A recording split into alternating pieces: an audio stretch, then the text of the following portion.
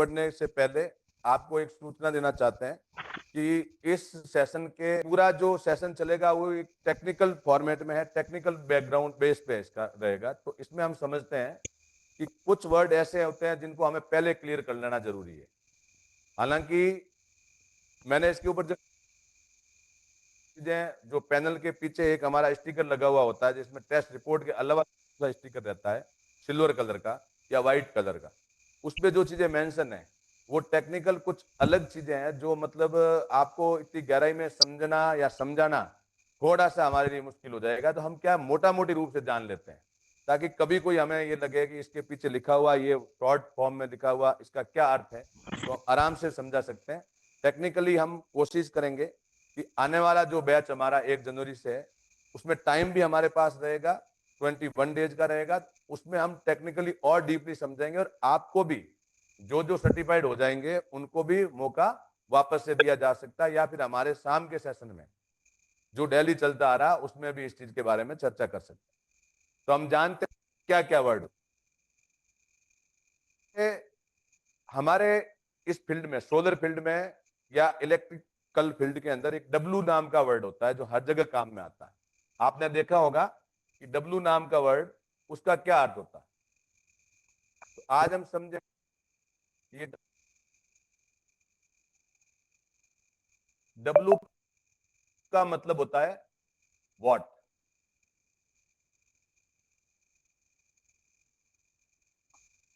W का मतलब what होता है। जहां कहीं भी अपने को डब्लू लिखा हुआ मिले सोलर के सेक्टर में, तो टेक्निकली मुख्य रूप से इसका अर्थ वॉट ही होता है, लेकिन हो सकता है कहां पे लिखा हुआ उसका भी ध्यान रखना है। आज मैं पूरा प्रयास करूंगा कि कल जो आपके सामने समस्या आई थी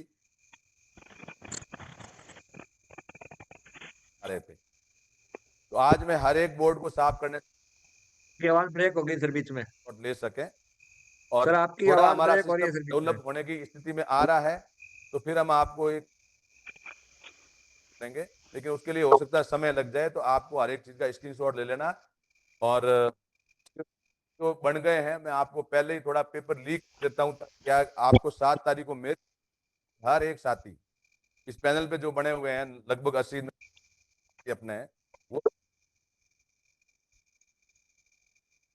सर आपकी आवाज नहीं आ रही है सर क्लियर। आवाज तो रुक रही उसके है सर लिए आपकी। कि हमें तैयारी किस चीज की कर क्लियर है वॉइस, नहीं वॉइस तैयारी किस क्लियर चीज की आ रही है सर। बन सकते हैं। तो कल जो हमने सीखा उसमें एक तो प्रकाश को होने की क्रिया क्या, ये ध्यान रखना है, और का सूत्र एफिशिएंसी किसको कहते हैं, इन सारी चीजों को ध्यान देखना है। दूसरा, डीसी करंट एसी करंट का क्या मतलब होता है वो चीज ध्यान में रखनी है। तो ये चीजें आगे आपको 7 तारीख के क्वेश्चन में आ सकती। डब्लू का मतलब वॉट। अब एक हर जगह पे आपको वी लिखा हुआ मिलेगा, वी का मतलब वोल्ट। अब यहां हमारे इस सेक्टर की गणित शुरू हो जाती है, विशेष करके बिजली के क्षेत्र की। वॉट और वोल्ट ये क्या चीज है, आप में से कई साथियों ने इसको अच्छी तरह से समझ रखा है, मेरे द्वारा भी समझाने का प्रयास किया, और आपके सीनियर साथियों ने भी आपको समझाने का प्रयास किया। वरिष्ठ साथी जितने भी आपके बैठे हैं उन्होंने हर समय जब भी प्रोडक्ट ट्रेनिंग हुई तो इन चीजों के बारे में समझाने का प्रयास किया। अब हम समझते हैं कि ये वॉट और वोल्ट ठीक उसी प्रकार से है, मैंने कई बार समझाया, ये होती है स्पीड किसकी, करंट की, और ये होता है जो करंट का ही रूप मान लो, या एक तरह से ये वॉट जो बनता है ये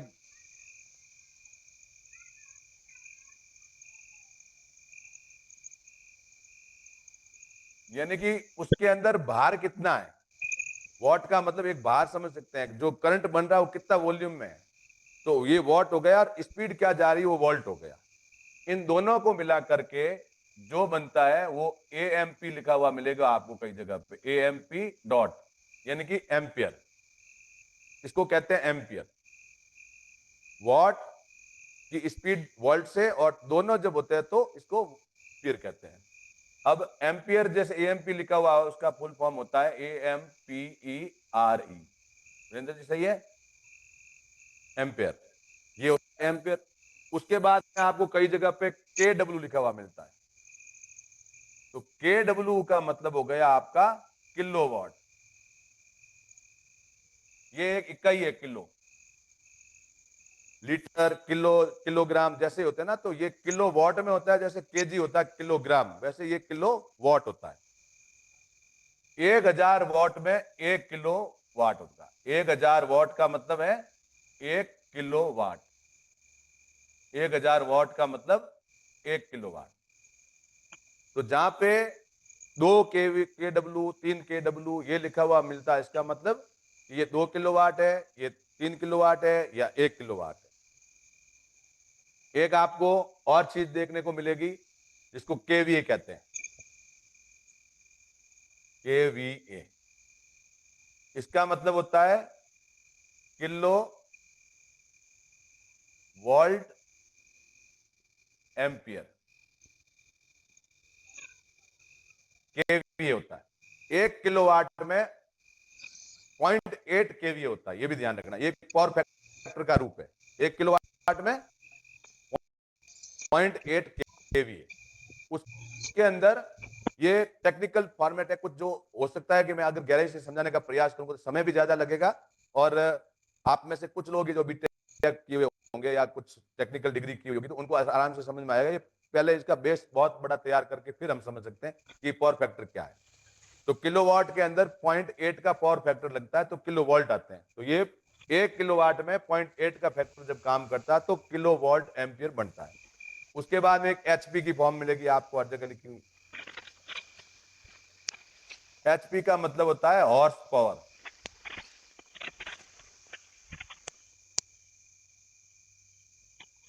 जिसको हम हिंदी में अश्वशक्ति कहते हैं।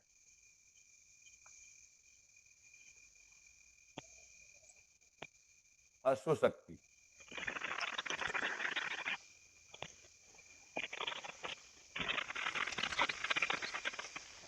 ये टर्म मोटर के क्षेत्र में, जो भी मोटर होती है बड़ी रिवाइंडिंग की हुई, उसके लिए टर्म बनी हुई है कि ये कितने हॉर्स पावर की, इसकी दौड़ने की क्षमता कितनी है। क्योंकि उसके अंदर आर्मेचर लगा हुआ होता है, जो आर्मेचर जितने ही मतलब रन ज्यादा करता है, वो जितने ही चक्कर ज्यादा काटता है, उसके आधार पर इसका हॉर्स पावर तय होता है। तो ये हॉर्स पावर एचपी को कहते हैं। अब हम आगे बात करते हैं। एक पैनल के पीछे आपको वीओसी लिखा हुआ मिलेगा, वीओसी। अब ये आप अगर इसके वर्ड को देखोगे तो वीओसी है, लेकिन इसका अर्थ है वो लिखने में अलग होता है। Open volt circuit. ये ओपन वोल्ट सर्किट होता है, उसको वीओसी कहते हैं। तो यहां पे एक बार के लिए मैं थोड़ा सा स्क्रीन से हट रहा हूं, एक बार आप पूरा ये स्क्रीनशॉट ले लो ताकि ये आपको आगे काम आएगी कि इसको एक एक को क्या कहते हैं। डब्ल्यू का मतलब वॉट हो गया, वी का मतलब वोल्ट हो गया, इनकी करंट की स्पीड हो गई, और ये दोनों मिलकर के एम्पियर बनते हैं।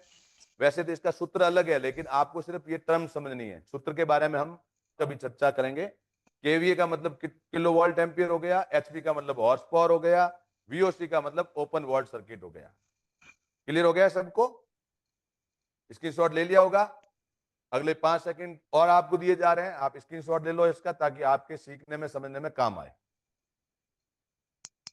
ओके, अब जिसने नहीं लिया तो उसको विचार करना पड़ेगा कि अब कब मिलेगा वापस। इसके बाद में हम बात करते हैं कि ये आगे की कौन सी ऐसी शॉर्ट फॉर्म है या टेक्निकल वर्ड है जिसके बारे में बात करें। आगे इसके आगे एक वर्ड आता है जिसको हम कहते हैं WP। कई कई जगह पे आपको लिखा हुआ मिलेगा WP। इसका भी मतलब वॉट पावर ही होता है।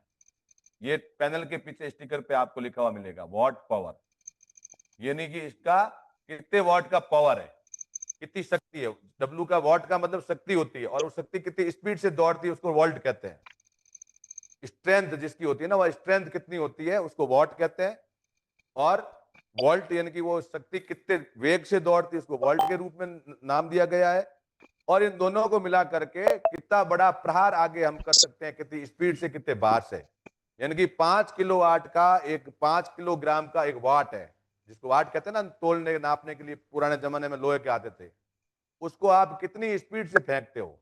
तो वो 5 किलोवाट का जो भार है वो तो वॉट हो गया, और जो स्पीड है वो वोल्ट हो गई, और जा करके किसी जगह पे लगता है, कितनी मार करता है, वो एम्पियर हो गया आपका। मैं अगर टेक्निकली आपको नहीं समझा करके देसी भाषा में समझाऊंगा, वीरेंद्र जी सही है। मैंने आज हमारे साथ में टेक्निकल बंदा भी बिठा रखा है कि कहीं पे गलत हूं तो भाई सही कर देना, और अगर ये भी गलत है तो अपने को भगवान कहीं कहीं सही कर देगा, बाकी मुझे नहीं लग रहा। उसके बाद में कई जगह पे आपको WH लिखा हुआ मिलेगा।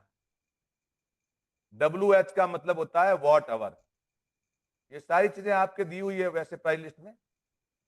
वॉट आवर का मतलब ये होगा कि अगर कोई बैटरी की फॉर्म में ज्यादा काम में आता है, ये बैटरी के टर्म में, 1 घंटे में कितने वॉट तक की इसकी क्षमता है बैटरी के अंदर। जो उस गाड़ी में, जैसे कल मैंने एग्जांपल दिया आपको, इनपुट आउटपुट को वीओ एफिशिएंसी कहते हैं, कि कितना पेट्रोल डाला, कितना एवरेज दिया, उसको हम एफिशिएंसी कहते हैं। ठीक उसी प्रकार से बैटरी के अंदर करंट कितना है, उसके अंदर पावर कितना है, और कितने घंटे चलेगा, कितने वॉट कितने घंटे चलेगा, तो उसको कहते हैं वॉट आवर। यानी कि अगर किसी बैटरी में 500 वाट का लोड 2 घंटे चल रहा है, तो इसको 500 वॉट आवर 2 घंटे का लोड कहेंगे। वॉट आवर कितना है, 2, इस पे 500 किलोवाट, 500 वाट के लोड पे। लेकिन लोड की गणना हमेशा 1 किलोवाट के अनुसार होती है, तो ये हो गया पॉइंट या 1 एक वॉट आवर। 500 वाट का लोड 2 घंटे चलेगा, मतलब 1 किलोवाट का लोड है वो 1 घंटे चलेगा, तो 1 वॉट आवर हो गया ये। उसके बाद में एक आपको मिलेगा टर्म AH। ठीक इसी प्रकार से ये AH है। जो WH का मतलब है, कहीं ना कहीं वही AH का मतलब है। इसका मतलब होता है एम्पियर पर आवर, इसको कहते हैं ये। अब एक चीज मैं और आपको क्लियर कर दूं, एम्पियर कैसे निकालते हैं। एम्पियर निकालते कैसे हैं, जैसे कि हम कहते हैं 1 एम्पियर है, 2 एम्पियर है, 3 एम्पियर है।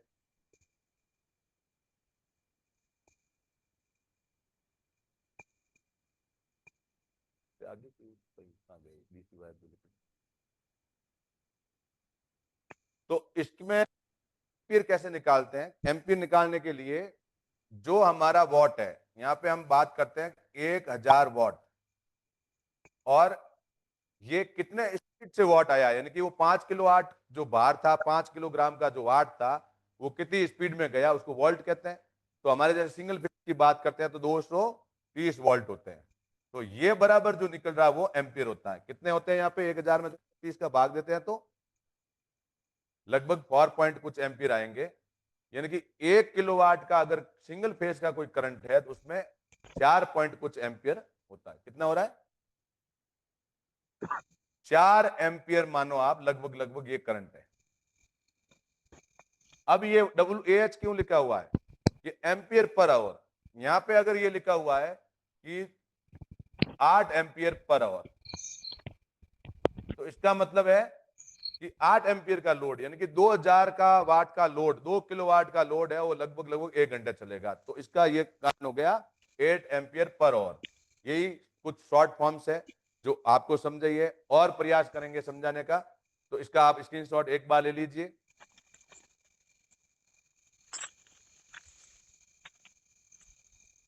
ठीक है, अब आगे बढ़ते हैं और अगले स्लाइड के ऊपर बात करते हैं।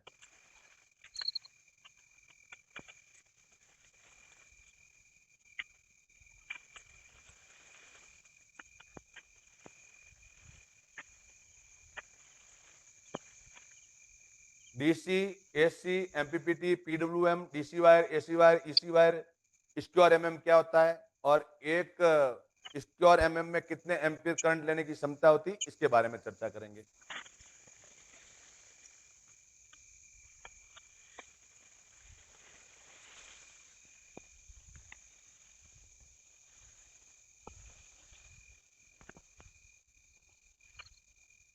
डीसी, कल अपनी बात हुई थी, डीसी का मतलब होता है डायरेक्ट करंट। डायरेक्ट करंट मतलब कि जो करंट बन रहा है बिना किसी मतलब ऐसे क्या कहते हैं, जिगजैग हुए सीधा आ रहा है वो, उसको हम डायरेक्ट करंट कहते हैं। और डायरेक्ट करंट की एक सबसे बड़ी जो मतलब कमजोरी कहूं या सबसे बड़ा जो घातक होता है वो ये होता है कि डीसी करंट के चपेट में अगर कोई आ जाता है तो उसके बचने की संभावना न के बराबर हो जाती है, क्योंकि वो डायरेक्ट करंट फ्लो करता है, उसमें कोई ऐसा वेग नहीं बन रहा है, सीधा फ्लो करता है वो, जिसको कहते हैं डीसी करंट। और उसके बाद में आ गया हमारा एसी यानी कि अल्टरनेटिव करंट। क्या मतलब हो गया अल्टरनेटिव करंट। स्पेलिंग अगर हो सकता है मिस्टेक तो ध्यान रखना, ये अल्टरनेटिव करंट हो गया। क्या मतलब, अब हम बात करते हैं कि एक टर्म और आपको सुनने की मिलेगी हमें हर बार इन्वर्टर के क्षेत्र में, या एक हर कंपनी के अलग अलग अपने टेक्नोलॉजी होती है, जिसमें एक एमपीपीटी इन्वर्टर की टेक्नोलॉजी में आया। एम सॉरी माफ करना, पहले अपन पीडब्ल्यूएम की बात कर देते हैं। पीडब्ल्यूएम ये पल्स विड्थ मॉड्यूलेशन एक टेक्नोलॉजी होती है, इसको कहते हैं पल्स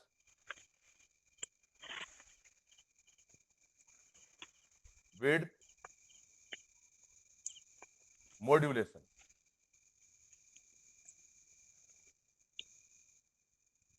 ये टेक्नोलॉजी का नाम है, जो पुरानी टेक्नोलॉजी चल रही थी अभी भी चल रही है। ये इन्वर्टर के अंदर सबसे पहले ये आई थी, स्क्वायर वेव, साइन वेव, वो भी हम इन्वर्टर के जब इन्वर्टर की बात होगी तो समझाएंगे आपको।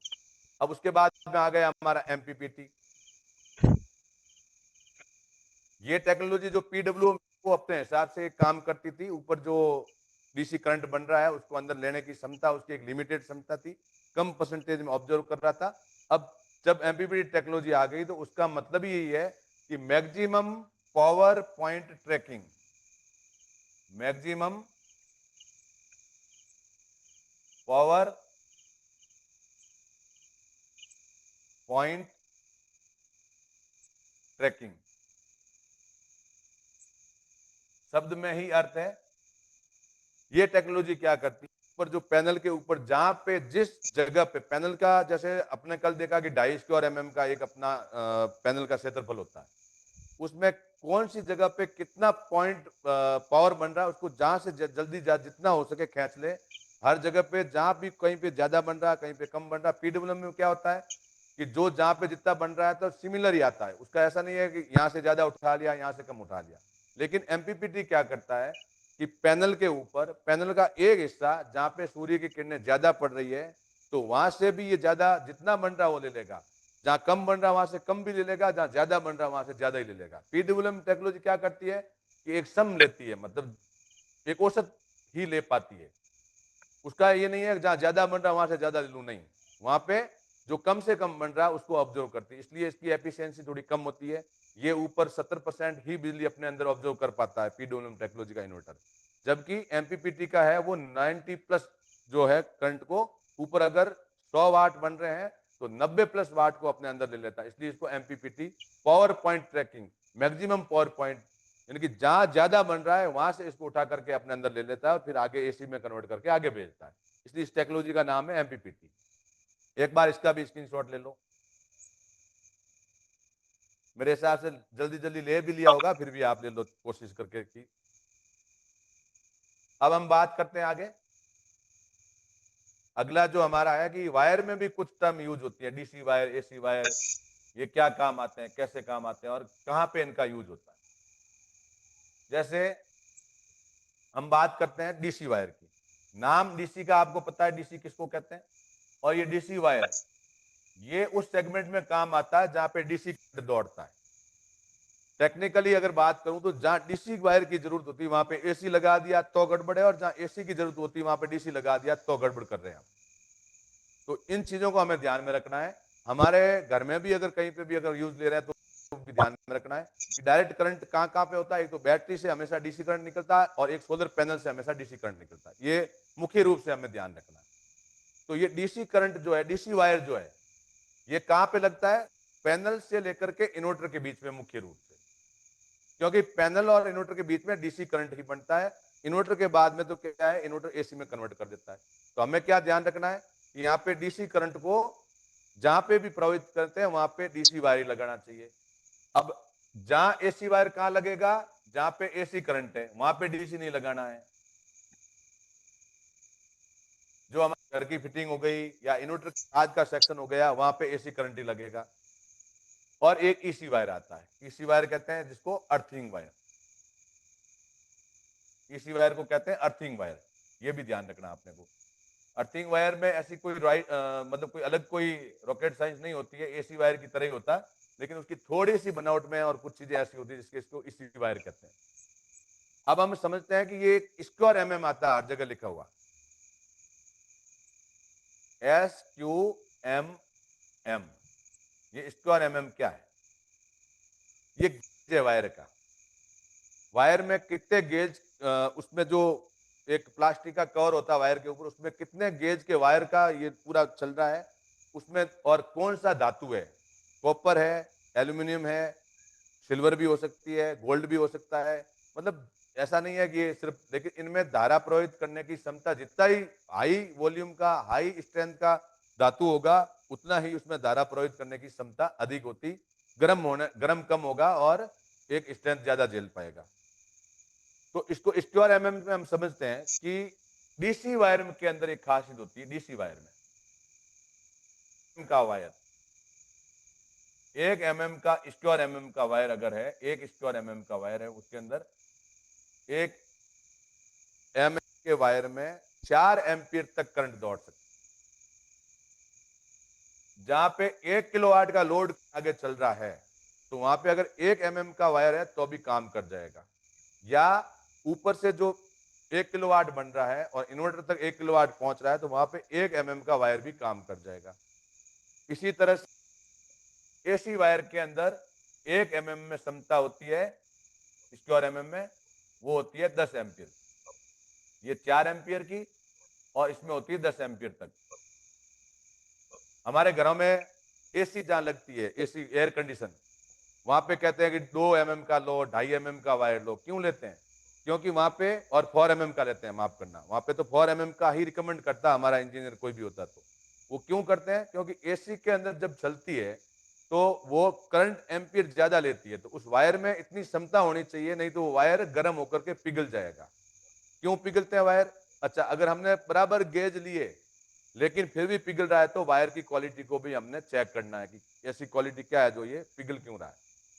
तो वायर के 1 mm में 4 एम्पियर की क्षमता होती है डीसी के अंदर, एसी में 1 एम्पियर में, 1 स्क्वायर एमएम में 10 एम्पियर।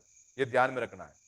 तो जहां पे भी हमें देखना है कि लोड कितना चलाना है, उसके हिसाब से हमारा वायर भी डिजाइन होना चाहिए कि आगे लोड कितना चलेगा, पैनल से या बैटरी से करंट डीसी निकल करके एसी तक पहुंच रहा है, जहां एसी कन्वर्टर लगा हुआ है, वो कितना लोड हो सकता है, उसके हिसाब से हमें डीसी वायर के एमएम, स्क्वायर एमएम निर्धारित करने होते हैं। और जहां पे एसी वायरिंग घूमती है, आगे कौन कौन से इक्विपमेंट चलेंगे, उसके हिसाब से इसका गेज लेना होता है स्क्वायर एमएम का। तो ये मोटा मोटी रूप से इसका भी आप स्क्रीनशॉट ले लें, फिर आगे बढ़ते हैं और आज समझते हैं हम इन्वर्टर के बारे में। अब हम आगे बात करेंगे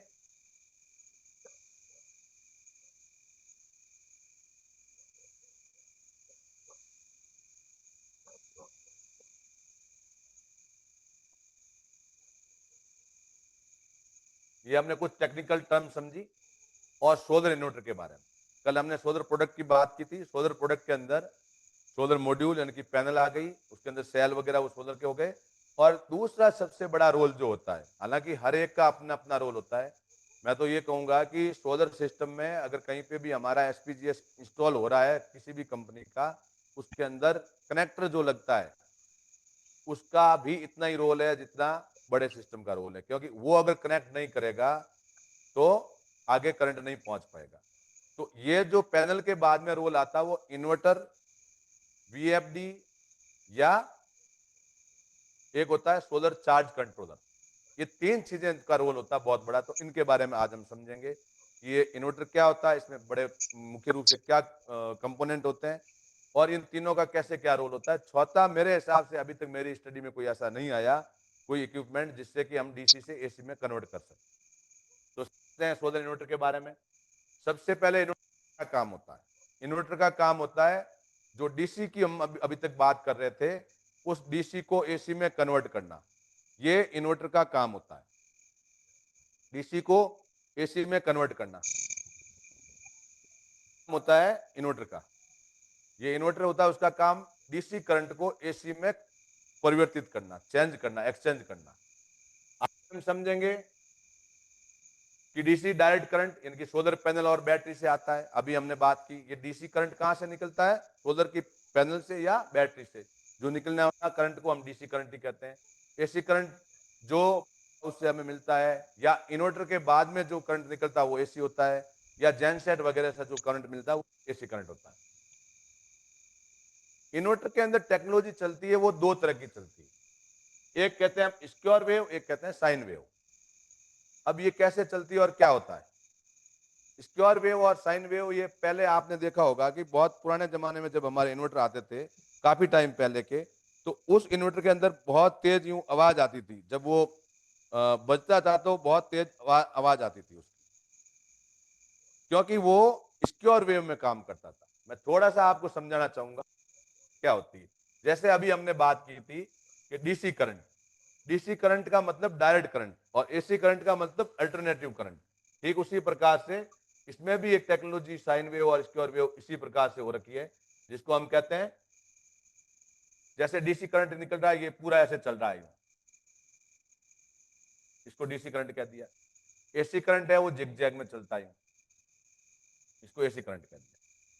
लेकिन इसके अंदर जब में जो एक प्रक्रिया होती है कि वो वोल्ट को कंट्रोल करना, हाई वोल्ट को लो वोल्ट को हाई वोल्ट में ले जाना, या हाई वोल्ट को लो वोल्ट में करना, उस टाइम ऐसे करंट का स्क्वायर बनता था।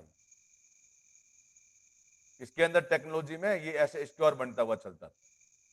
तो जब करंट यहां से यहां घुमाव लेता था तो ये बहुत बड़ा करंट को एक मोड़ मिलता था, में करंट है वो अपने आप में उस ट्रांसफॉर्मर को हिलाता था, तो वो वाइब्रेट प्लस आवाज दोनों करता, ज्यादा करता। और उसके कारण हमारे घर में जो इक्विपमेंट भी चलते थे वो भी आवाज करते थे। जब भी लाइट जाती तो हमारी ट्यूब लाइट है वो भी आवाज करती, हमारा पंखा है वो भी अलग आवाज करता, और जो भी कोई भी इक्विपमेंट हमारा इन्वर्टर के ऊपर चलता था उसकी में आवाज आती थी अलग तरह की। उसका कारण था कि वो स्क्वायर वेव में काम करता था। अभी भी स्क्वायर वेव के इन्वर्टर मिलते हैं मार्केट में, और टेक्नोलॉजी अभी भी है, उसका भी अपना फायदा है, उस टेक्नोलॉजी का भी अपना एक फायदा है, लेकिन वो टेक्नोलॉजी का फायदा इतना एफिशिएंट नहीं है। तो ये टेक्नोलॉजी खत्म होकर के साइन वेव टेक्नोलॉजी आ गई, जो ऐसे ऐसे ऐसे चलने लग गई। अब ये स्क्वायर वेव टेक्नोलॉजी और ये साइन वेव टेक्नोलॉजी, और ये आपका एसी करंट है और ये आपका डीसी करंट है। ये इस तरह से कुछ डायग्राम से आप समझ सकते हैं ये कैसे क्या काम करते हैं। तो जब इतना घूमना नहीं पड़ता करंट को, तब करंट आराम से फ्लो होता है, तो हमारे इक्विपमेंट में भी आवाज नहीं आती है, इन्वर्टर भी ज्यादा आवाज नहीं करता। हाँ करता है, घूमना तो इसमें भी पड़ता है, ऐसा नहीं है घूमना नहीं पड़ता, लेकिन उसकी बजाय कम घूमना पड़ता है। तो ये टेक्नोलॉजी काफी एफिशिएंट भी हो गई, अच्छी भी हो गई, और यहाँ पे आवाज भी कम हो गई, और हमारे इक्विपमेंट भी कहीं कहीं सुरक्षित हो गए। ये समझ लिया हमने यहां तक का।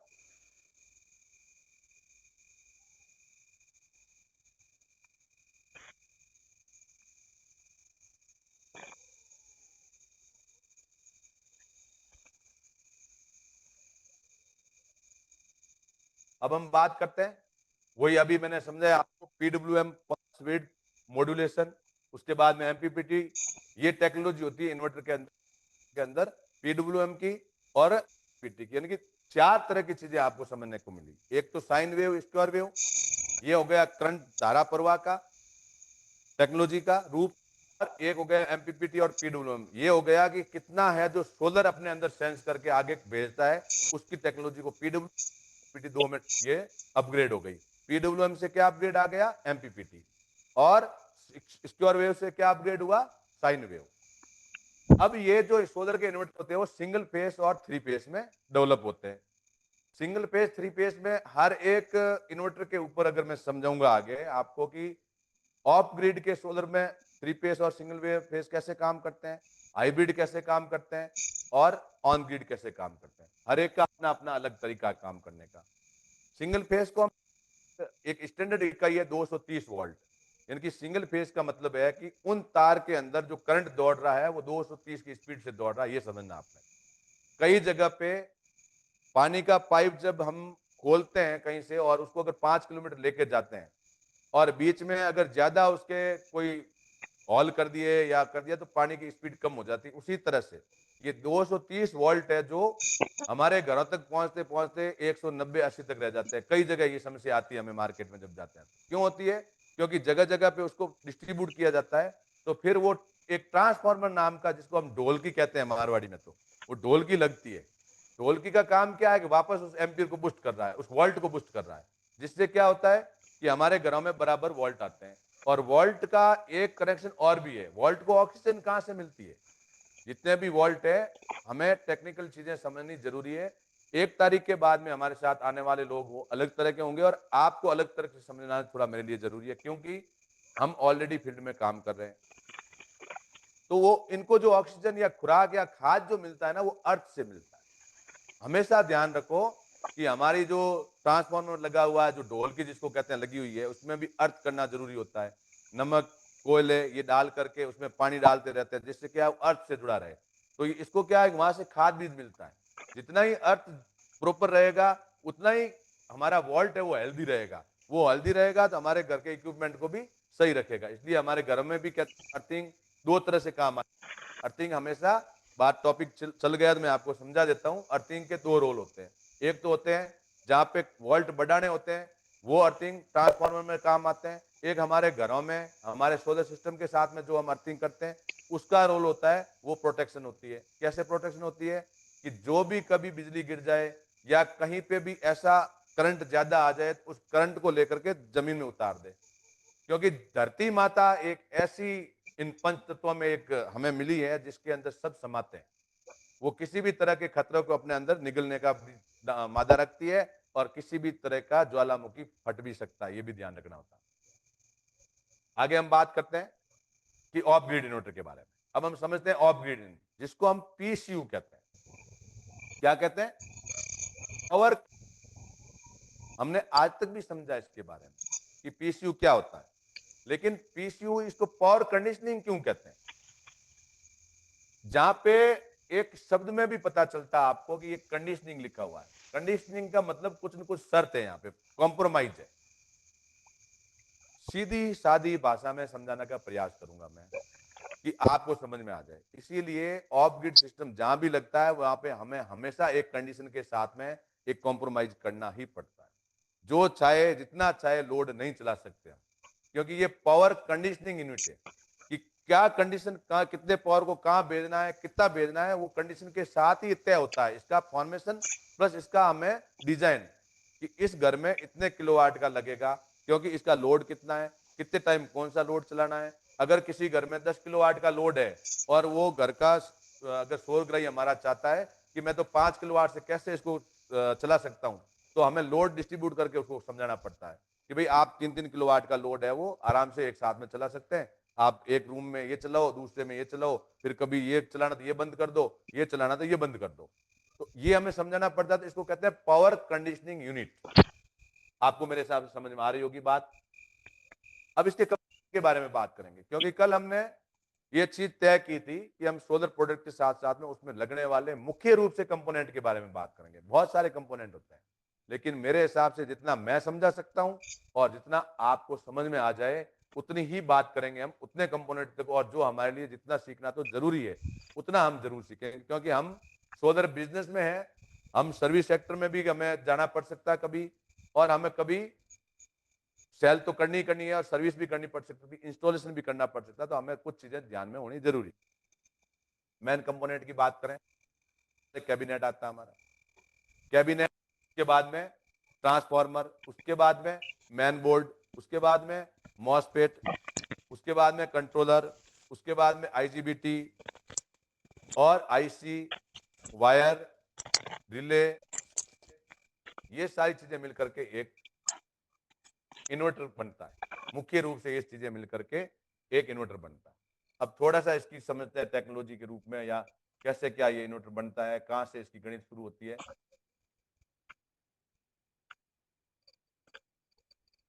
लोगों को मैंने एक चीज समझाई थी कि इन्वर्टर जब बना तो सबसे पहले मनुष्य के दिमाग में, वैज्ञानिकों के दिमाग में, वीरेंद्र जी जैसे इंजीनियरों के दिमाग में कुछ हलचल पैदा हुई।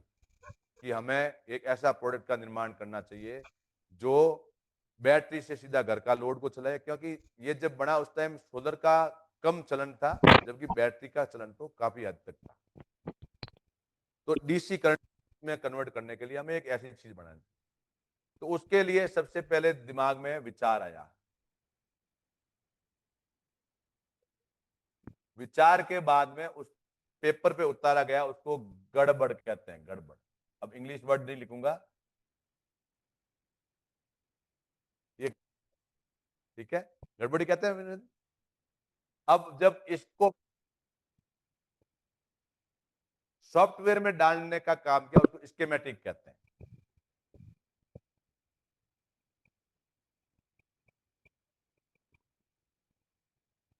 इसमें स्कीमेटिक के बाद में पीसीबी बन गई।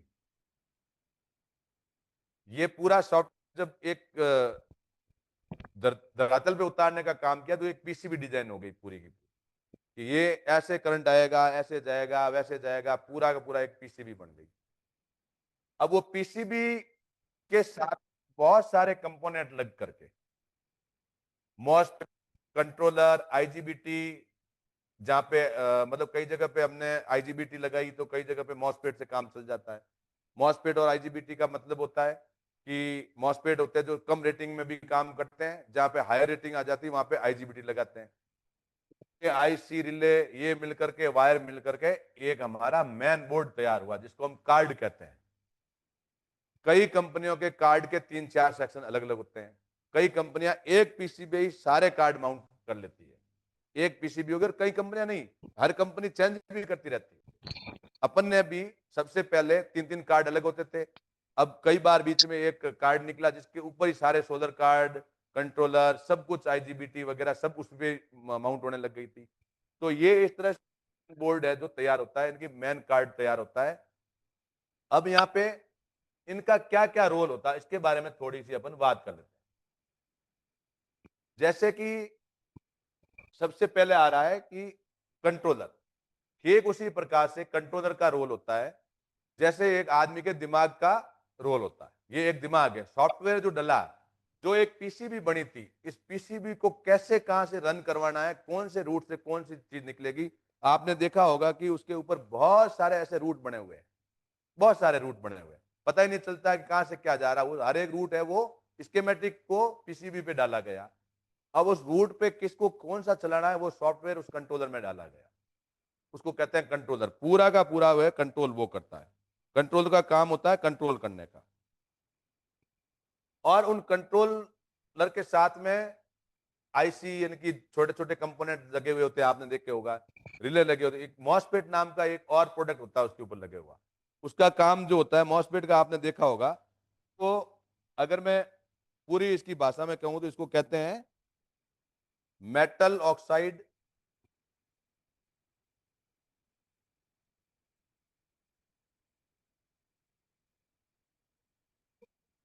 मेटल ऑक्साइड नाम है, सेमीकंडक्टर फील्ड इफेक्ट ट्रांजिस्टर। ये मॉसफेट की फुल फॉर्म है।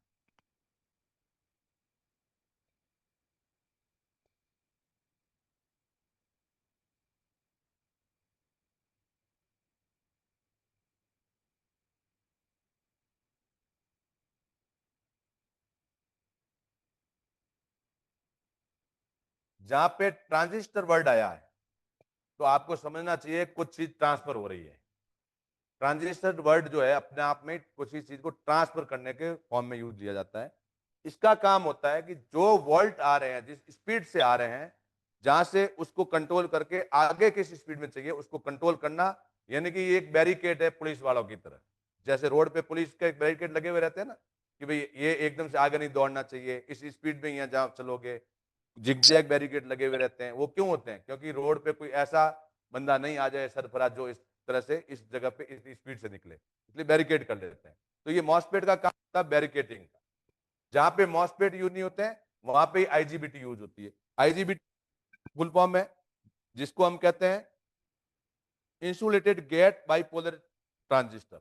इंसुलेटेड गेट बाइपोलर ट्रांजिस्टर बहुत बड़ा नाम है, आपको सिर्फ आईजीबीटी याद रखना है, क्योंकि आईजीबीटी ही सही नाम याद रहेगा, इसका काम भी सेम होता है। रिले का काम है, रिले शब्द से ही पता चलता है कि आगे रवाना करना, किसी के रूप, एक पाथ के रूप में काम करना, इसको रिले कहते हैं। एक जगह से दूसरी जगह जाने में जो काम आता है वो रिले। ये करंट के रूप में काम करते करते एक वायर भी बनता है, और वायर साथ में कनेक्ट होकर के एक कैबिनेट के अंदर जब इसको डालते हैं तो ये पूरा एक इन्वर्टर तैयार होता है। एक काम आया ट्रांसफार्मर का, इसको समझेंगे, इससे पहले आप एक बार इसका स्क्रीनशॉट ले सकते हैं। इसके बाद में हम समझते हैं कि ट्रांसफार्मर क्या है। ट्रांसफार्मर उसी तरह से है जैसे कि मॉसफेट का तो काम है कि रोकना और जितनी जरूरत के हिसाब से देना, इसका काम है कि ट्रांसफर करना। बड़ा रूप है मॉसफेट का ये एक तरह से, कि जो वोल्ट ऊपर से डीसी वोल्ट आ रहे हैं, अगर 24 वोल्ट की पैनल लगी है तो 24 के हिसाब से और वीओसी के हिसाब से, उनको जब आगे एसी करंट में तब्दील करना है तो 230 वोल्ट में कैसे करें, ये काम होता है, ट्रांसफार्मर का काम होता है। ये कॉपर के तार से वाइंड होकर के एक ट्रांसफार्मर तैयार होता है, उसके अंदर करंट घूमता है और वहां पे वो प्रक्रिया चलती है कि इसको यहाँ बढ़ाना है या घटाना है, ये क्या करना है, और फिर आगे जाकर के हमारे इक्विपमेंट चलते हैं। या बैटरी से जो करंट आ रहा है उसको हमें आगे कैसे एसी में कन्वर्ट करके चलाना है, ये काम ट्रांसफार्मर का होता है। इस तरह से इन्वर्टर के अंदर जो चीजें लगती है उनका ये काम है। बहुत सारी चीजें लगती है, लेकिन मुख्य रूप से ये जो पार्ट समझा दिए गए। अब हम बात करेंगे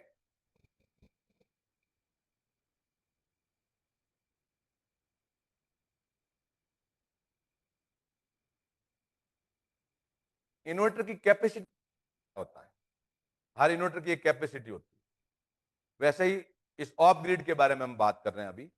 ऑफ ग्रिड इन्वर्टर में कैपेसिटी का मतलब क्या होता है, किलोवाट के कितने किलो है।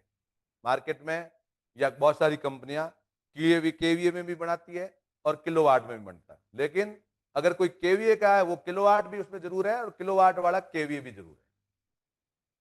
जैसे आपने देखा होगा कि 5 केवी अगर लिखा हुआ उसके ऊपर तो वो 5 केवी अगर लिखा हुआ है तो वो 4 किलोवाट का, क्योंकि 0.8 जो पावर फैक्टर है वो काम करता है, इसलिए 4 किलोवाट का 5 किलोवाट का है वो 4 केवीए का है।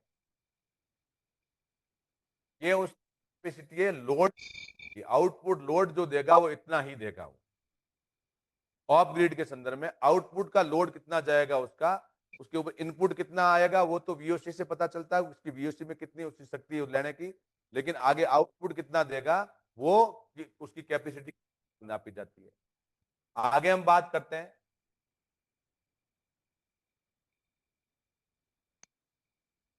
वीओसी वोल्ट बैटरी के लिए, इन सारी चीजों को कैपेसिटी होती है।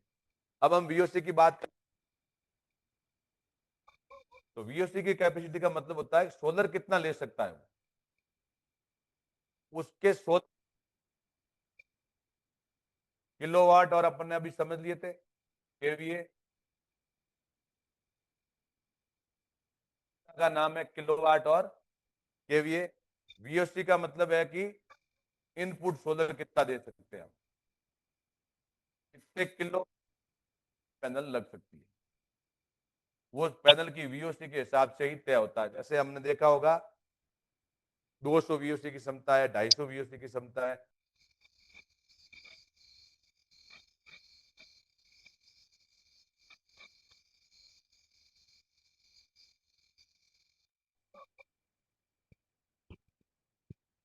थोड़ा आ रहा है तो एक बार का मतलब होता है सोलर का इनपुट, कि सोलर लेने की कितनी क्षमता इन्वर्टर की है। उसके बाद में एक आता है इन्वर्टर का वोल्ट। ऑफ ग्रिड की बात कर रहा हूं मैं यहाँ, ऑफ ग्रिड और हाइब्रिड के अंदर ये चीजें काम में आती है। वोल्ट कि इन्वर्टर कितने वोल्ट का है, तो वोल्ट का मतलब है कि ये कितने वोल्ट की बैटरी इसके ऊपर लग सकती है। यहाँ पे वोल्ट का मतलब वही है स्पीड, लेकिन जो बैटरी के अंदर करंट की स्पीड, कौन से स्पीड की करंट वाली बैटरी यहाँ पे लगाई जा सकती है। तो 12.8 या पहले हमारी लेड एसिड बैटरी जिस भी कंपनी की आती है लेड एसिड के टर्म में 12 वोल्ट, 24 वोल्ट, 48 वोल्ट, 96 वोल्ट ये होता है। तो एक इन्वर्टर अगर कोई अगर हमारा 48 वोल्ट का है तो इसका मतलब है कि इसके ऊपर 12 वोल्ट की बैटरी आती है, वो लेड एसिड की 4 लग सकती है। इसका मतलब है 4 बैटरी लग सकती है। ठीक इसी प्रकार से 51.2 का अगर है तो इसके ऊपर 51.2 वोल्ट की बैटरी लग सकती है। लिथियम के केस में एक बैटरी जो 51.2 वोल्ट की वो लग सकती है। ये इन्वर्टर की कैपेसिटी होती है। मेरे हिसाब से अच्छे से समझ में आई होगी आपके। एक बार अपना स्क्रीनशॉट ले लीजिए।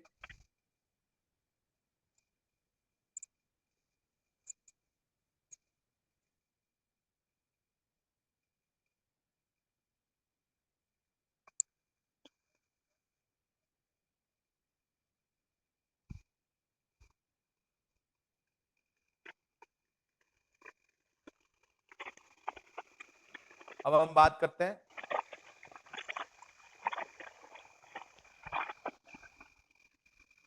आगे के बारे में। आगे कौन सा इन्वर्टर है, समय भी अपनी सीमाओं को पार कर रहा है। ऑन ग्रिड का इन्वर्टर। ऑन ग्रिड इन्वर्टर वो था ऑफ ग्रिड, नाम से ही जहां पे ग्रिड नहीं भी हो वहां जो चीज लगती है। और ग्रिड का मतलब होता है जो बिजली, बिजली घर से मिलने वाली बिजली या जनरेटर के द्वारा उत्पन्न की गई बिजली, जिसको हम कहते हैं ग्रिड। अब जहां तक ग्रिड का वर्ड जहां भी आता है तो उसका मतलब बिजली घर से ही होता है। वो एक सरकारी बिजली जिसको अपन कह सकते हैं आम भाषा में। तो यहाँ पे ऑन ग्रिड मतलब ये इन्वर्टर जहां पे लगता है उसको कहते हैं ग्रिड टाई, जीटीआई भी कहते हैं। जीटीआई का मतलब होता है ग्रिड टाई इन्वर्टर, यानी कि ये ग्रिड के साथ में ही टाई रहता है, इसको ग्रिड टाई कहते हैं। सेम इसका काम भी एसी डीसी टू एसी का होता है, एमपीपीटी टेक्नोलॉजी इसमें भी होती है। अब यहाँ पे एक चीज आती है ट्रांसफॉर्मर लेस। ये इन्वर्टर होते हैं जो स्पेशली कंपोनेंट कुछ लगे हुए होते हैं जिसके कारण इसमें ट्रांसफॉर्मर नहीं लगा हुआ होता है। जो हमारा वोल्ट को कन्वर्ट करने वाला इसमें स्पेशली अलग कंपोनेंट होते हैं, वो ट्रांसफॉर्मर के बिना होता है। ये भी हाई टेक्नोलॉजी का ऑन ग्रिड इन्वर्टर है, उसमें नहीं होता है। बहुत सारे ऐसे इन्वर्टर भी ऑन ग्रिड में आते हैं जिसमें टेक्नोलॉजी थोड़ी सी कम या मतलब कॉस्ट वाइज कम की जा सकती है उसमें। तो वहां पे छोटा ट्रांसफॉर्मर भी लगा हुआ मिलता है। छोटा ट्रांसफॉर्मर होता है जो दिखता नहीं है बड़े रूप में, इतना सा होता है। 10 किलोवाट में जाएंगे तो भी इतना सा ही ट्रांसफॉर्मर लगा हुआ मिलेगा। बाकी 10 किलोवाट का ट्रांसफॉर्मर बहुत बड़ा आता है। हमारे ऑफ ग्रिड के इन्वर्टर के अंदर जो भार होता है वो ट्रांसफॉर्मर का ही होता है, मुख्य रूप से भार। इसके बाद में किलोवाट लोड का मतलब आउटपुट लोड है इसका भी, कि कितने किलोवाट तक ये आउटपुट लोड देगा। अब यहाँ पे एक चीज समझने की जरूरत है कि ऑन ग्रिड का इन्वर्टर जहां लगता है वहां पे उसके घर में कितना लोड चलता है, उस लोड का कोई ऐसा दायरा नहीं है कि ऑन ग्रिड का 5 किलोवाट का लोड इन्वर्टर है अगर, और घर का लोड अगर 10 किलोवाट चला रहा है एक टाइम में कस्टमर, तो अभी चल जाएगा। क्यों चल जाएगा? क्योंकि इसकी कैपेसिटी है 5 किलोवाट के लोड के चलाने की, और ऊपर सोलर भी लगा हुआ है, चाहे कितने 5 किलोवाट ही बना रहा है। लेकिन जो ज्यादा लोड चल रहा है वो शेयरिंग शुरू हो जाती है। शेयरिंग मतलब डिस्कॉम से भी आना शुरू हो जाता है। इसलिए अपने इसको कैपेसिटी इसकी इतनी रहती है, लेकिन आगे वीओसी का मतलब इसमें भी सोलर कितना दे सकते हैं। और ये विदाउट बैटरी लगता है, ये विदाउट बैटरी लगता है। Working only with grid, grid के साथ ही काम करेगा। कंपोनेंट के अंदर लगभग लगभग वो सारे कंपोनेंट हैं ट्रांसफॉर्मर को छोड़ करके, वही कंपोनेंट इसमें काम में आते हैं। आगे हम बात करते हैं हाइब्रिड इन्वर्टर की।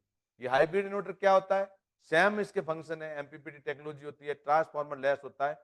हाइब्रिड इन्वर्टर में भी दो तरह के हाइब्रिड इन्वर्टर अभी तक मार्केट में आ रहे हैं। एक IP67 आ रहे हैं और एक IP21। ये आईपी क्या चीज होती है? ये एक प्रोटेक्शन का एक पैरामीटर होता है कि इसके अंदर IP67 जो होता है उसके अंदर पानी की बूंद, हवा कुछ भी अंदर नहीं जा सकती है। इस तरह से वो पैक होता है। इसको हालांकि ये किसी भी प्रोडक्ट के मतलब लिए यूज हो सकती है। आईपी किसी भी प्रोडक्ट के लिए यूज हो सकती है, लेकिन हमें ध्यान रखना है कि यहाँ पे इन्वर्टर के लिए जो IP67 होता है उसके अंदर ट्रांसफार्मर नहीं होता। और IP21 के जो इन्वर्टर होते हैं उसमें ट्रांसफार्मर छोटे से रूप में होता है, बिल्कुल छोटा सा। जब इसमें ट्रांसफार्मर और ये सेम चीजें इसके अंदर जाती है, वोल्ट इसमें भी बैटरी और एंड एसी लोड आउटपुट।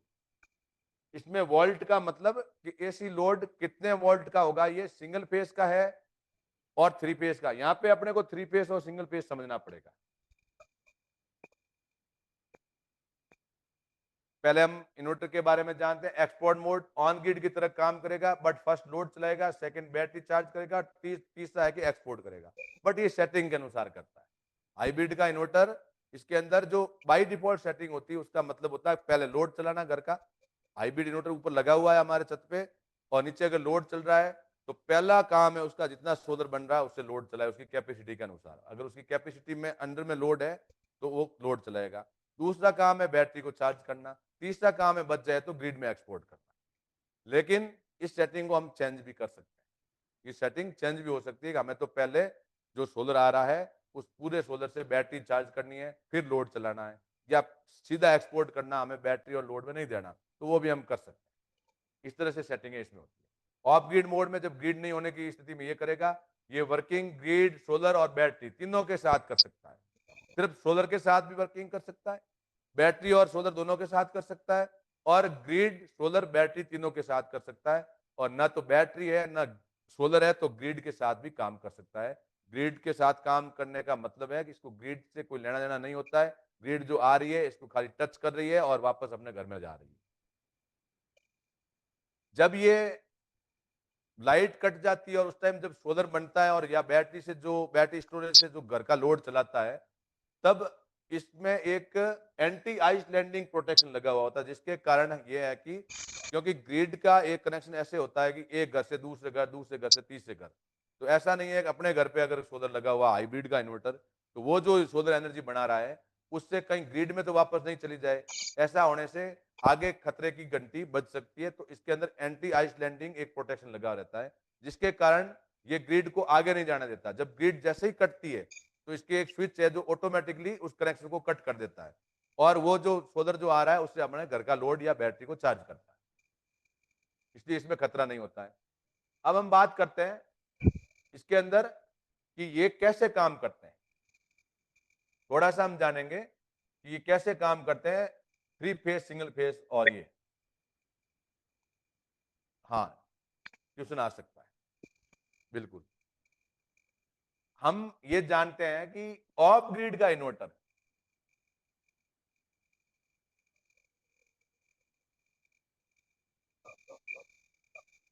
और हाइब्रिड,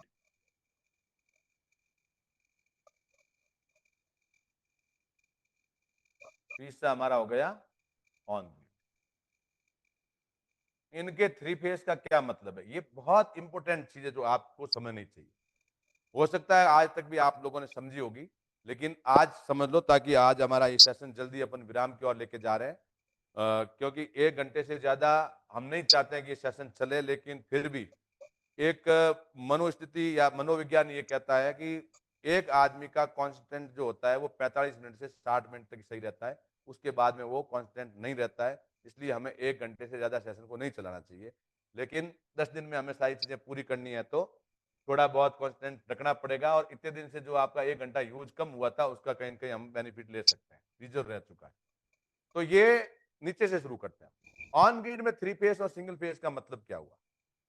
ऑन ग्रिड में सिंगल फेज का मतलब ये होता है कि जो ग्रिड से लाइट आ रही है वो सिंगल फेज है या थ्री फेज। थ्री फेज का मतलब होता है तीनों फेज में 220-30 वोल्ट 220-30 वोल्ट आते हैं ग्रिड से, तो वो थ्री फेज बनता है। और फिर घर में जो फिटिंग होती है थ्री फेज की, अपने तीनों फेज जैसे आए उन तीनों फेज को अलग अलग डिवाइड कर लिया जाता है कि यहाँ जो आ रहा है एक 220 का, ये 230 वोल्ट का फेज लाइन जो तार आ रहा है, वायर आ रहा है, इसको इस इतना इतना चलाना है, दूसरे को इतना लोड चलाना है और तीसरे को इतना लोड चलाना है। ये जो हमारे घर में जो इलेक्ट्रिशियन फिटिंग करते हैं वो पूरा थ्री फेज के हिसाब से करके देते हैं। हर इक्विपमेंट चलता वैसे ही है। हाँ, कुछ इक्विपमेंट होते हैं जिनके अंदर थ्री फेज का कनेक्शन लगता है, यानी कि तीनों वोल्ट देने पड़ते हैं उनमें, तब वो रन होते हैं। थ्री फेज के जो इक्विपमेंट होते हैं वो, तो जहां पे कनेक्शन कस्टमर के घर पे कनेक्शन थ्री फेज का है तो वहां पे हम सिंगल फेज इन्वर्टर भी लगा सकते हैं और थ्री फेज भी लगा सकते हैं। लेकिन 5 किलोवाट तक, 6 किलोवाट तक three phase, single phase inverter, three phase दोनों आते हैं। 5 तक तो सिंगल फेज ही आता है। 5 और 6 के ऊपर 6 किलोवाट का इन्वर्टर है और थ्री फेज और सिंगल फेज दोनों भी आ सकते हैं। लेकिन 6 के ऊपर जो भी इन्वर्टर आते हैं ऑन ग्रिड में, वो थ्री फेज ही आते हैं बाय डिफॉल्ट। बट कई जगह पे 15 किलोवाट का लोड है, घर पे 15 किलोवाट का कनेक्ट लोड ले रखा है, यानी कि उसके घर में थ्री फेज आ रहा है, लेकिन वहां पे अगर 5 वाट का कोई सोलर लगा रहा है तो लगा सकता है।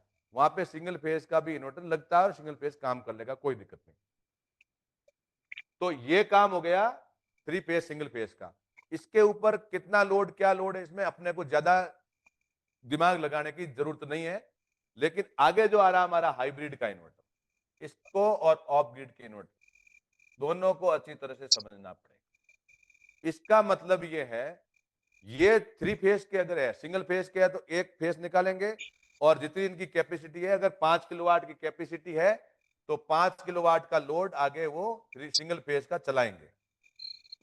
अब हम बात करते हैं इसी की जगह पे अगर 15 किलोवाट का 3 फेज इन्वर्टर ले लिया अपन, ऑफ ग्रिड या हाइब्रिड, दोनों में कॉमन चीज है। 15 किलोवाट का 3 फेज का हमने इन्वर्टर ले लिया। ये कैसे काम करता है, बहुत अच्छी तरह से समझना है इसको। ये ऐसे काम करेगा कि इस इन्वर्टर से 3 वायर निकलेंगे और तीनों वायर के ऊपर 5-5 किलोवाट का लोड चलेगा। तीनों वायर के ऊपर बराबर लोड चलेगा। हाँ, कम चल रहा है किसी पे, बराबर 5 तक चल रहा है, चल जाएगा सिस्टम, बंद नहीं होगा। लेकिन कहीं पे भी जाते ही अगर 5 से ऊपर लोड गया, इन तीनों में से किसी एक फेज के ऊपर इन्वर्टर ट्रिप कर जाएगा। ये बात पूरी सावधानी से समझनी है। अगर किसी पे 2 किलोवाट चल रहा है, किसी पे 1 किलोवाट चल रहा है, किसी पे बिल्कुल भी नहीं चल रहा है, इन्वर्टर चलेगा, रन करेगा, कोई दिक्कत नहीं। लेकिन किसी तीनों में से किसी एक फेज में, दोनों में, 2 फेज में बिल्कुल जीरो चल रहा है, कुछ भी नहीं चल रहा है, लेकिन तीसरे पे अगर 5 से थोड़ा ऊपर हो गया तो इन्वर्टर ट्रिप कर जाएगा। ये ध्यान रखना है, क्योंकि ऐसा नहीं कि किसी ने कह दिया कि आपको 3 फेज का 15 किलोवाट का इन्वर्टर है तो पूरे एक विंग की एक वायर पे 15 किलोवाट का लोड दे दे, ऐसा नहीं होगा, नहीं चल पाएगा। इसलिए हमें ये ध्यान रखना है कि यहाँ पे इस तरह से डिजाइन करना है कि उसके घर में जो हम 15 किलोवाट का इन्वर्टर दे रहे हैं तो घर के अंदर वायरिंग भी ऐसे ही डिस्ट्रीब्यूट होगी 5-5 किलोवाट के हिसाब से, उससे ज्यादा लोड नहीं चलेगा। ये विशेष रूप से हमें ध्यान रखना है। एक बार स्क्रीनशॉट ले लीजिए।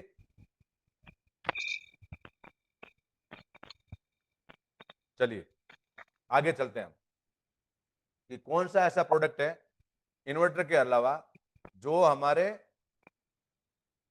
डीसी करंट को एसी में परिवर्तित करता है। मुख्य रूप से हमने इन्वर्टर को समझा कि इन्वर्टर करता है, लेकिन इन्वर्टर के अलावा ऐसी कौन सी चीज है जो डीसी करंट को एसी में कन्वर्ट करता है। इन्वर्टर तो हो गया, हमने समझ लिया इसको इन्वर्टर, लेकिन सिर्फ इन्वर्टर ही नहीं है, और भी 2-3 इक्विपमेंट ऐसे होते हैं जो डीसी करंट को एसी में कन्वर्ट करते हैं या डीसी से डीसी इक्विपमेंट को भी चलाते हैं। डीसी से डीसी चलने वाले भी खूब सारे ऐसे हमारे इक्विपमेंट होते हैं जो डीसी होते हैं अपने आप में, लेकिन उनको भी पैनल से डायरेक्ट जोड़ के नहीं चलाया जा सकता। चलाया जा सकता है, लेकिन उनके वोल्ट वेरिएशन के हिसाब से अगर देखें तो वो फिर पैनल का और करंट का कभी ऊपर नीचे होने से और न के बराबर चलाना होता है, ऐसा मतलब। तो एक होता है हमारा वीएफडी। क्या होता है, आपने और हमने देखा होगा, जिसको हम कंट्रोलर भी कहते हैं, वीएफडी। वीएफडी नाम सबके सुना हुआ है मेरे हिसाब से, सबने, आपने और हमने कई बार देखा है वीएफडी। ये होता है, इसका मतलब होता है वेरिएबल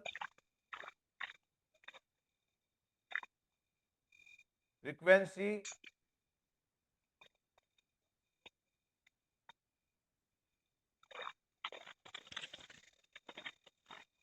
डिवाइस। ये होता है Virendra ji, variable frequency transformer device. ये इसका काम क्या होता है, ये मुख्य रूप से हमारे जो भी 3 फेज के जो पंप वगैरह आते हैं या सिंगल फेज भी हो, तो वाटर पंप हो गया, आटा चक्की होगी, मोटर जो आती है रिवाइंडिंग वाली, एचपी की जो भी जितनी भी मोटर्स है, उसको चलाने के लिए वीएफडी यानी कि कंट्रोलर का काम होता है। तो एक इक्विपमेंट सोलर को डीसी में, डीसी से एसी में बदलने के लिए हमारा इन्वर्टर हो गया तीनों प्रकार के, और दूसरा वीएफडी हो गया। ये वेरिएबल फ्रीक्वेंसी को क्या करता है कि जब सोलर से जब लाइट आती है, सूर्य भगवान की किरणें जब पड़ती है तो वेरिएबल होती है, कभी फ्रीक्वेंसी कम होती है, कभी ज्यादा होती है। इनको मैनेज करके, कंट्रोल करके, जितना 3 एचपी की पंप को चाहिए उतना वो देता है एसी में कन्वर्ट करके। ये भी डीसी से एसी में कन्वर्ट करके देता है। तो ये क्या है कि फ्रीक्वेंसी को कंट्रोल करता है, वेरिएबल को। इसलिए मोटर को क्या होता है, एचपी की जितनी भी मोटर्स होती है वो कम अगर करंट जा रहा है, वोल्टेज कम मिल रहा है, तो भी वो धीरे धीरे चल सकती है। और हमारे घर के इक्विपमेंट रहते हैं वोल्टेज कम जाने पे बिल्कुल बंद हो जाते हैं। बल्ब जो होता है अपना देखते हैं अपन बिल्कुल कम रोशनी हो जाती है जब वोल्टेज कम होते थे। ठीक उसी प्रकार से वाटर पंप या मोटर होती है वो एक लेवल तक वोल्टेज कम होता है तो भी चल जाती है। यानी कि धूप प्रॉपर नहीं है तो सुबह 7 बजे ही हमारा वाटर पंप शुरू हो जाता है, आटा चक्की शुरू हो जाती है और शाम को 5-6 बजे तक भी चल सकती है और दिन को 2-3 बजे बड़ा अच्छी तरीके से उसको फ्रीक्वेंसी मिलेगी तो वो अच्छा आउटपुट देती है। लेकिन कम आउटपुट में भी वो चल जाती है, कम धूप में भी। इसको कंट्रोल करने वाला जो डिवाइस होता है उसको कहते हैं VFD, variable frequency transformer device. ये हो गया जो इसका काम है डीसी टू एसी करना, ये भी डीसी टू एसी करता है, ये भी ध्यान रखना हमें।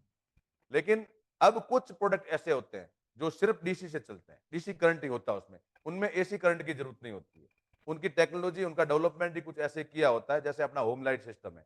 हम देख रहे हैं हमारे होम लाइट सिस्टम है, सोलर लैंप है, ये चीजें क्या होती, ये डायरेक्ट चल जाती है एसी करंट से, बैटरी से चल जाती है, इनकी डीसी तो भी, या डायरेक्ट पैनल से लगाते हैं तो भी चल जाती है। उनके अंदर लगा हुआ होता है सोलर चार्ज कंट्रोलर, जिसको हम ड्राइवर भी कहते हैं, जिसको हम ड्राइवर कहते हैं। कई बार के छोटा ड्राइवर लगा हुआ, छोटा सा कार्ड लगा हुआ था हर एक प्रोडक्ट, जैसे प्रोडक्ट की जरूरत के हिसाब से छोटा बड़ा इसमें मैंने। इनका काम है पैनल से जो वोल्टेज आ रहे हैं और आगे हमारा कितने वोल्ट का चला सिस्टम है। जैसे आपने देखा होगा कि हमारे घर में लाइट जो आ रही है 230 वोल्ट की आती है, लेकिन हमारा लैपटॉप और मोबाइल ये जो चार्ज होते हैं वो 5.2 वोल्ट, 6 पॉइंट कुछ वोल्ट, 3 पॉइंट कुछ वोल्ट, इतने वोल्ट से ही ये चार्ज होते हैं।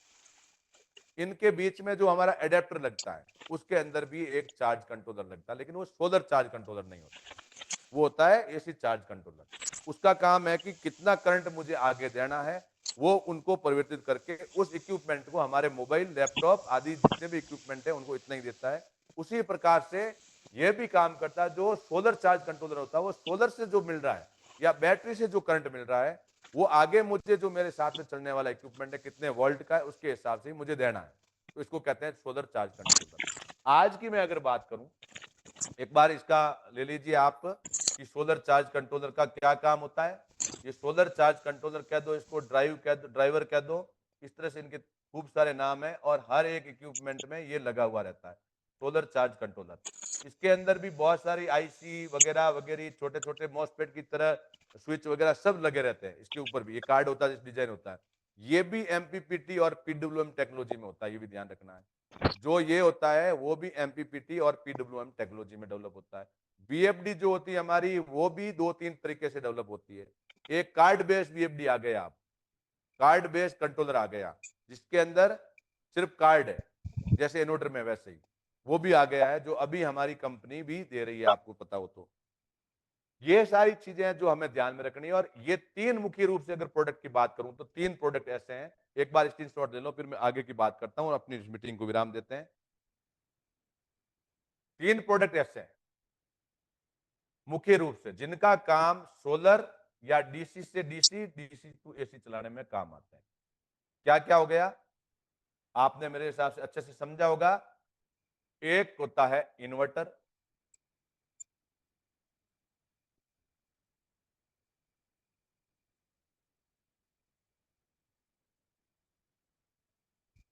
चाहे वो ऑन ग्रिड का है, चाहे वो ऑफ ग्रिड का है, और चाहे वो हाइब्रिड है,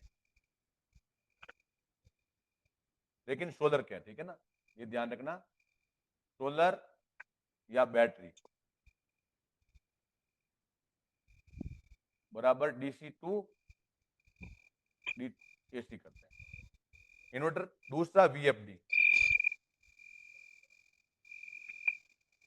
और ऑब्लिक कंट्रोलर। कंट्रोलर क्यों कहते हैं इसको, क्योंकि आजकल के जो वीएफडी में डिवाइस के अलावा जो कार्ड बेस आगे हैं डिवाइस अपने, उनको कंट्रोलर कहते हैं। तीसरा हमारा है सोलर चार्ज कंट्रोलर।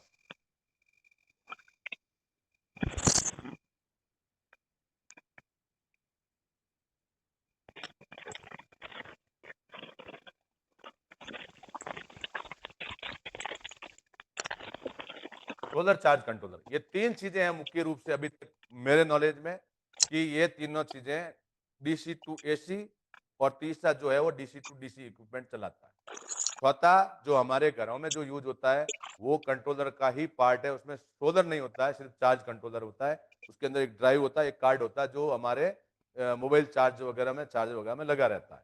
छोटे जो भी इक्विपमेंट आते हैं आपके, बहुत सारी ऐसी ट्रिमर मशीन आती है, उसके अंदर लगा हुआ रहता है। बहुत सारी चीज़ों के अंदर वो छोटा-सा कार्ड लगा हुआ रहता है, जिसके द्वारा हमारे घरों में जो करंट दौड़ता है, वो बड़ी स्पीड से दौड़ता है, 230 की स्पीड से। उसको 3 की स्पीड, 4 की स्पीड, 5 की स्पीड से करने वाला वो होता है, वो हमारा एडेप्टर होता है। तो आज हमने पूरा प्रयास किया कि आपको अच्छी तरह से समझ में आया होगा कि दूसरा प्रोडक्ट अपना ऐसा कौन-सा है, जो सोलर के रूप में, मुख्य रूप से सोलर सिस्टम में काम आता है। या सोलर प्रोडक्ट है। पहला पैनल था हमारा, दूसरा हमारा, और आप आज हमने कुछ शॉर्ट फॉर्म थे, कुछ शॉर्ट फॉर्म जिस वर्ड की थी, वो हमने जिसको की पॉइंट भी कह सकते हैं, वेरी मतलब एक तरह से ये मान लो कि एक कुंजी हमारी थी जो वो हमने समझने का प्रयास किया। और भी हम प्रयास करेंगे कि जहाँ-जहाँ पे जो शब्द आएँगे, उसको वैसे-वैसे समझाने का प्रयास करेंगे। और उम्मीद आशा करते हैं कि आप लोगों ने बहुत अच्छे से सीखा समझा होगा, इसको नोट भी किया होगा। डायरी पेन मैंने पहले दिन से कहा था लेके बैठना है। और मुझे जैसा कि आज फीडबैक मिला था कल की मीटिंग के बाद में कि स्क्रीनशॉट या ऐसा हम ले नहीं पा रहे हैं। मैंने आज आपको अलाउ भी किया, लेकिन एक ह्यूमन नेचर में है और मनोविज्ञान भी कहता है कि आप किसी भी चीज को 50 बार सुनो, 10 बार देखो, एक बार लिखो, रिजल्ट बराबर आता है। आपने 50 बार किसी चीज को सुन सुन लिया, असर इतना ही रहेगा। 10 बार किसी चीज को देख लिया और एक बार अगर लिख लिया, विशेष रूप से अध्ययन के रूप में मैं बात कर रहा हूँ, तो लिखी हुई अपने हाथ से चीज होती है, वो हमेशा याद रहती है। तो हमें याद ये ध्यान रखना है, क्योंकि आज तक हमने बहुत सारे हमारे गुरुकुल, संकल्प, संस्कार जैसे ट्रेनिंग सेशन में हमारी एलईडी के स्क्रीनशॉट खूब लिए, लेकिन उसके ऊपर ध्यान हमारा कम गया। अब ये इस डायरी में अगर लिखेंगे, हम पेन और कॉपी लेकर के लिखेंगे अगर और उसको देखेंगे, तो हमारे हाथ का लिखा हुआ हमें अच्छे से याद भी रह सकता है। तो आपको याद रखना है, क्वेश्चन हर एक डे के बनने तैयार हो गए। 7 तारीख